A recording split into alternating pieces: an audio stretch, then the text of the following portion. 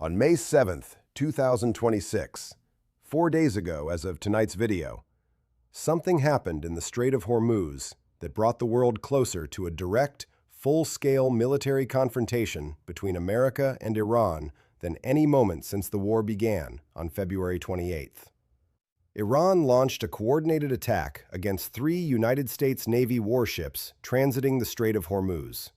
Not a warning shot, not a show of force in international waters, a coordinated, sustained military attack using cruise missiles, armed drones, and armed small boat swarms simultaneously against American guided missile destroyers operating in the strait.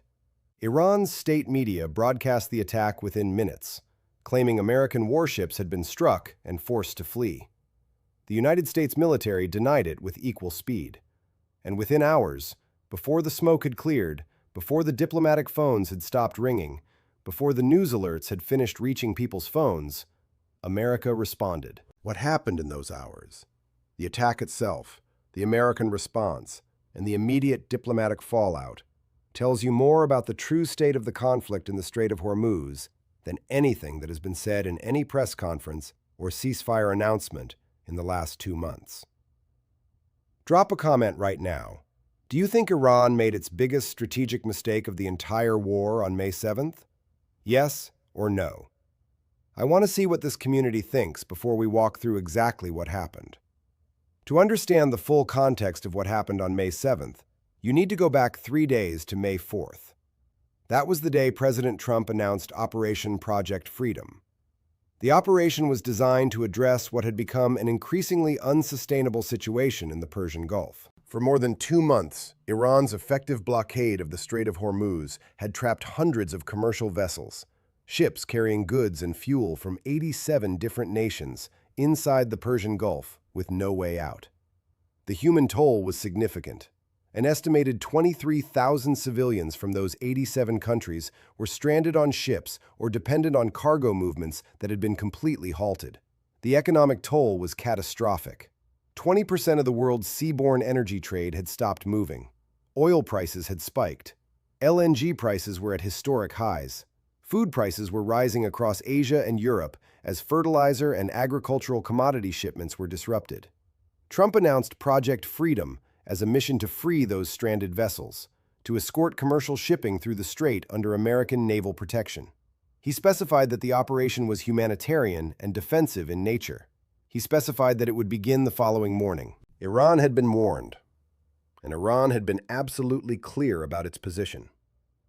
Any military vessel entering the Strait of Hormuz would be treated as a ceasefire violation and would meet a severe response. The USS Truxtun and the USS Mason, 2 of the most capable surface warfare vessels in the United States Navy, both Arleigh Burke-class guided missile destroyers, entered the strait the morning of May 4th, supported by Apache attack helicopters and additional air assets, to escort the first American-flagged commercial vessels through the waterway. Iran launched its attack that same day. Iranian cruise missiles were fired. Drones were deployed. Small armed boats moved against the American ships. U.S. forces intercepted and destroyed the attacking systems. 6 Iranian small boats were destroyed in the immediate U.S. response. CENTCOM Admiral Brad Cooper confirmed the attack, confirmed the American response, and issued a direct warning to Iran to steer clear of U.S. military assets. 2 American-flagged commercial vessels successfully transited the strait. The destroyers reached the Persian Gulf safely. Trump then announced on May 5th that Operation Project Freedom was being temporarily paused, citing progress toward a comprehensive agreement with Iran and the request of Pakistan as mediator. The New York Times reported that there was no evidence of an emerging deal. Their reporting indicated the real reason for the pause was that Saudi Arabia had denied the United States use of its territory for certain aspects of the operation, creating a logistical constraint that made continuing Project Freedom untenable in the short term. The pause was tactical, not diplomatic. Then came May 7th. This time it was not just 2 destroyers entering the strait with commercial escorts. CENTCOM confirmed that Iranian forces attacked 3 U.S. Navy ships, a sustained military engagement in the Strait of Hormuz involving cruise missiles, drones, and additional naval threats.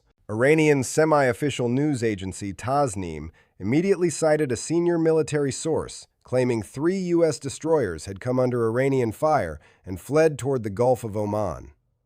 Iranian state television broadcast what it described as footage of successful strikes on American warships. U.S. CENTCOM responded categorically. In a direct statement on its official X account, CENTCOM said, "No U.S. Navy ships have been struck. U.S. forces are supporting Project Freedom and enforcing the naval blockade on Iranian ports." CENTCOM then confirmed that American forces conducted self-defense strikes against Iranian military facilities responsible for attacking U.S. forces. The engagement lasted hours. Iran fired cruise missiles. Iran deployed drone swarms. Iran used its small boat tactics. None of it succeeded in striking an American warship. And America's response destroyed additional Iranian naval assets and struck the military infrastructure that had enabled the attack. CBS News reported that despite the intensity of the attacks, neither U.S. vessel was struck. Military officials confirmed that defensive measures, bolstered by air support, successfully intercepted or deterred each incoming threat. No projectiles reached the ships. Now, here is where the story becomes more complex than the military exchange itself. Iran's decision to release its version of events so aggressively, to immediately claim on state television that American destroyers had fled, was not aimed at Western audiences. It was aimed at Iranians. The IRGC, which we know from our earlier analysis has effectively seized control of Iran's key decision-making, needed this engagement to look like a victory inside Iran. It needed the domestic audience that has been fed 4 years of narratives about IRGC's strength to believe that the Revolutionary Guards fired on the world's most powerful navy, and America ran. Whether the technical military reality matched that narrative was secondary to the internal political purpose. The IRGC demonstrated something important on May 7th. Not that it can defeat the U.S. Navy. It knows it cannot. It demonstrated that it is willing to attack American warships directly, that it is willing to risk the full military escalation that such an attack could trigger, that it views the political benefits of looking strong inside Iran as worth the risk of a response that could be catastrophic for Iranian military capability. That calculation, the willingness to attack American ships for domestic political reasons, is the most dangerous aspect of the May 7th engagement. Tell me in the comments, how close do you think the world came to a full-scale war between America and Iran on May 7th? Because the margin between what happened and what could have happened was narrower than any government is publicly admitting. The immediate aftermath added another layer of complexity. Trump, on his Truth Social platform, described the situation in terms that were simultaneously threatening and optimistic. He wrote that, assuming Iran agrees to what has been agreed to, which he acknowledged was a big assumption, the ceasefire would hold and the strait would be open to all.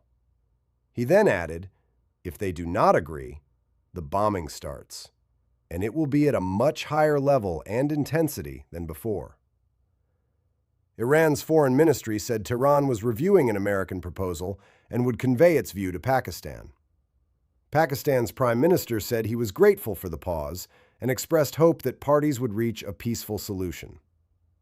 Meanwhile, Iran created a new government agency, the Persian Gulf Strait Authority, which began issuing formal requirements for ships seeking to transit the strait. The agency emailed application forms to shipping data company Lloyd's List, positioning itself as the official body that must approve and tax all vessel movements through the waterway. Iran is not treating this as a temporary wartime emergency measure. Iran is institutionalizing its control over the Strait of Hormuz. The Persian Gulf Strait Authority is the bureaucratic infrastructure of permanent Iranian dominance over 20% of global energy trade. So where does this leave the world tonight? The U.S. naval blockade of Iranian ports remains fully in effect. More than 20 American warships are enforcing it. Iran cannot move its own ships in or out of Iranian ports. The Strait of Hormuz remains effectively closed to most commercial traffic despite the American effort to reopen it. Iran has attacked American warships with cruise missiles and drones. America has responded with strikes on Iranian military facilities. Both sides claim the other violated the ceasefire first. The ceasefire is technically still in place, But American and Iranian forces have exchanged fire. American warships have been attacked. Iranian military assets have been destroyed. And both governments are simultaneously claiming the other is the aggressor. This is not a stable situation. It is not a carefully managed tension.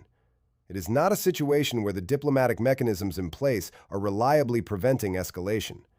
It is a geographic choke point where the most powerful navy in the world and the most aggressive regional paramilitary force in the Middle East are maneuvering within miles of each other every day, with the world's energy supply directly in the line of fire, and where both sides have demonstrated a willingness to use lethal force when they perceive the moment requires it. The attack on May 7th was not the last exchange that will happen in the Strait of Hormuz. The only genuine question is whether the next one stays at the level of cruise missiles and small boats, or whether it escalates into something the pause and ceasefire language cannot contain. This is the Intel Room. If you want to understand what is actually happening in real time, the military reality, not the diplomatic press releases, subscribe now and hit the notification bell. This story is moving fast. We will be here when it moves again. We will be watching.